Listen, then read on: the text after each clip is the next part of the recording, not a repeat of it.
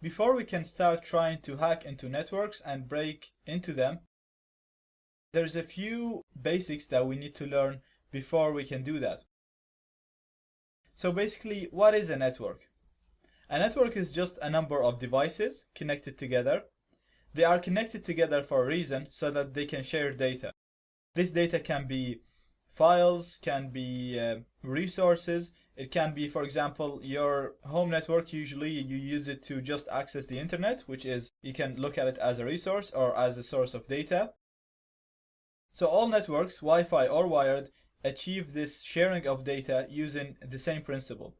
And that principle is, you need a device that acts as a server, and then all devices communicate with the server. So the server has access to the resource, and all the other devices on the network that are connected to this server, obviously, they can access the data from the server. So on most Wi-Fi networks, the server is the router, and all devices connect to this router, and they access the internet through the router. So all the devices on the network have no access to the internet, as we can see in this diagram. The only device in the network that is connected to the internet is the Wi-Fi router. All the other devices, as we can see here, we have client 1 and 2 and 3, they have no access to the internet, but they can access it by connecting to the router. So whenever client 3, for example, if it wants to open google.com, it's going to send a request to the router asking it, okay, I need google.com. The router is going to go to the internet. It's going to grab google.com and then forward it back to client number 3. So client number 3 does not have direct access to the internet. It has to go through the router, and the router is going to bring the request and send the response back to client number 3.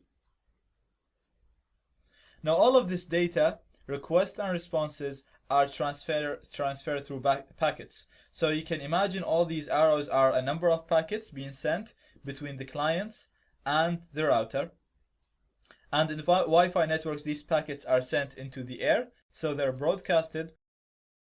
And if you're within range with these packets, then you can just sniff them, capture them, and read them, and you'll be able to see the information in there. So all this data, so whether it's usernames, passwords, videos, audio, music, chats, all of that is transferred as packets, and it's always transferred between the client and the router because the client has no access to the internet. So if you capture these packets, you'll be able to see all of this data that's transferred. You'll be able to see all these passwords, usernames, emails, videos, all that. You'll be able to capture it and read it on your device.